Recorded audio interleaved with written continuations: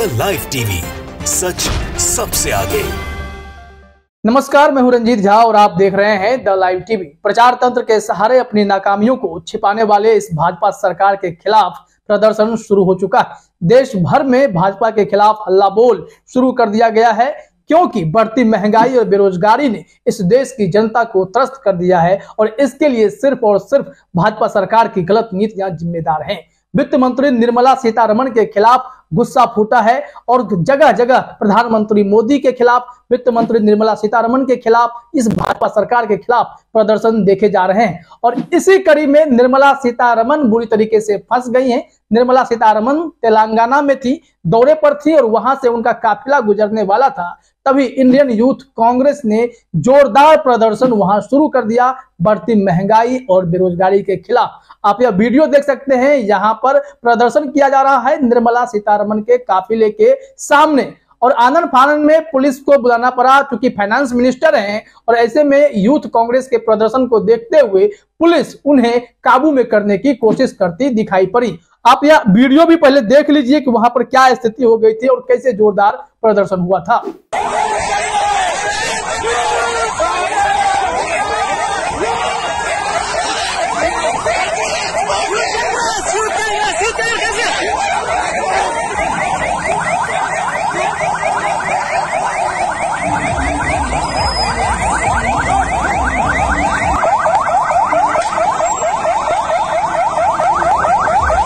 तो देख लिया आपने वित्त मंत्री निर्मला सीतारमण के खिलाफ कितना आक्रोश भरा पड़ा हुआ है।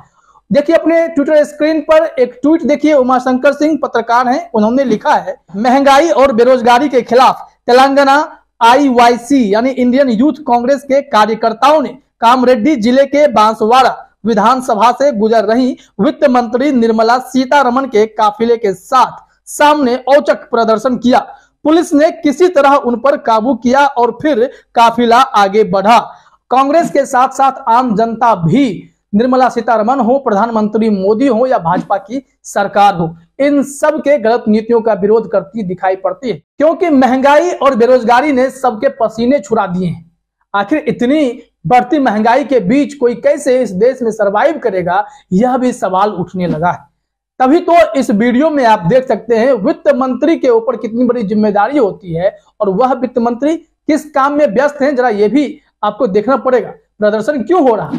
क्योंकि तेलंगाना में जब वित्त मंत्री गई हैं तो एक PDS के शॉप पर रुक गई, यानी राशन की दुकान पर रुकती हैं और वहां पूछती हैं कि इस दुकान पर प्रधानमंत्री मोदी की तस्वीर क्यों नहीं है, और DM से सीधा सवाल करते हैं कि DM साहब पता करके बताइए आधे घंटे के भीतर कि इस दुकान पर तस्वीर मोदी जी की क्यों नहीं है, और नहीं है तो जल्दी से फ्लैक्स इस पर चिपका दीजिए, मोदी जी की तस्वीर लगा दीजिए। मतलब इतने डिस्परेट हो रखे हैं भारतीय जनता पार्टी के नेता कि मोदी जी की वाहवाही कैसे हो इसको लेकर के तस्वीरें लगवाइए, लेकिन बढ़ती महंगाई और बेरोजगारी पर जो तस्वीरें देश देख पा रहा है, जो भयावह स्थिति देश में हो रखी है, उसको लेकर के कभी प्रधानमंत्री या वित्त मंत्री कुछ क्यों नहीं बोल रहे हैं? सबसे बड़ा सवाल तो यही है कि महंगाई और बेरोजगारी पर चुप्पी साधने वाले को फोटोबाजी में बड़ा मजा आता है।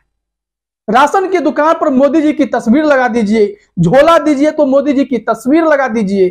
तस्वीरों से ही क्या देश में हवा बनाने की कोशिश होती है? जैसे 2014 में सोशल मीडिया का सहारा लेकर, प्रचार तंत्र का सहारा लेकर सत्ता में आने वाली भाजपा ने जितने बड़े बड़े वादे किए, प्रधानमंत्री मोदी ने जितने बड़े बड़े वादे कर दिए, महंगाई के खिलाफ, रुपया कमजोर होने के खिलाफ, पाकिस्तान को सबक सिखाने का वादा करके, मतलब तमाम हथकंडों का प्रयोग करके मोदी सरकार सत्ता में तो आ गई, लेकिन उसके बाद क्या स्थिति हुई पूरा देश देख रहा है। महंगाई चरम सीमा पर, अर्थव्यवस्था चौपट है। इसके अलावा अगर आप देखेंगे बेरोजगारी के मामले में सरकार ने क्या किया? कुछ नहीं।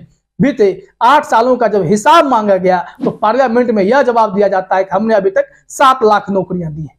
7 लाख देना कितना था? हर साल 2 करोड़ रोजगार देने की बात थी, तो 8 साल में 16 करोड़ रोजगार की बात होती है। लेकिन मोदी जी ने, वित्त मंत्री ने सिर्फ करोड़ों करोड़ के आवंटन की बात कर दी, इतना करोड़ यहां दिया, इतना लाख करोड़ इधर दे दिया।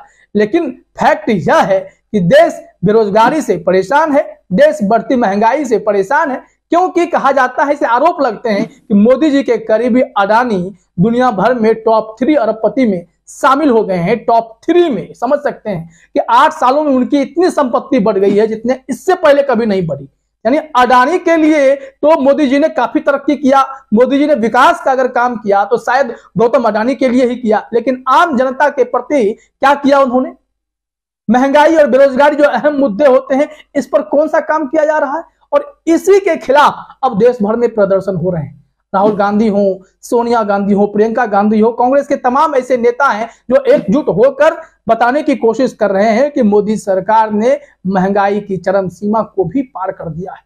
यहां से आगे सिर्फ और सिर्फ भयावह स्थिति दिखाई पड़ती है कि क्या होने वाला है इस देश में। तभी तो इंडियन यूथ कांग्रेस ने इतना जोरदार प्रदर्शन वहां किया।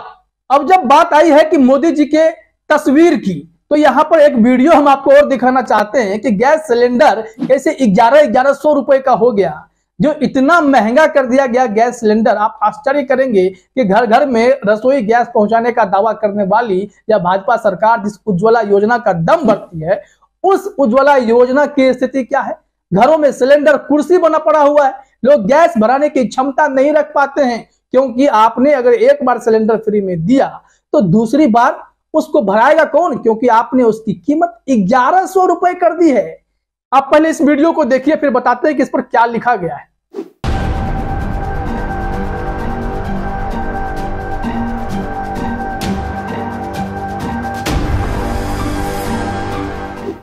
इस वीडियो में यह दिखाई पड़ रहा है कि जो सिलेंडर है उस पर तस्वीरें मोदी जी की तो लगी पड़ी हैं, लेकिन मोदी जी और फिर प्राइस भी लिख दिया गया है कि दाम कितने गैस के महंगे हो गए हैं।